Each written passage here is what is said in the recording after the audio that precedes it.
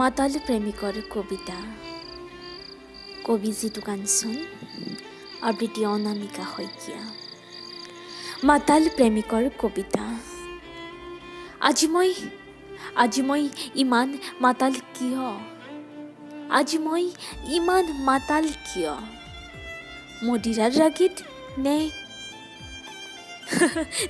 নে তোমাৰ প্ৰেমৰ ৰাগীত? আজি মই ইমান মাতাল কিয়? নিশা যিমানেই ভয়াল, ময়ো দেখোঁ সিমানেই মাতাল। ভয়াল নিশাত মাতাল হৈ লিখিছোঁ মাথো কবিতা তোমাৰ নামত। আৰুনো কিমান লিখিম কবিতা তোমাৰ বাবে? আজি মই ইমান মাতাল কিয়?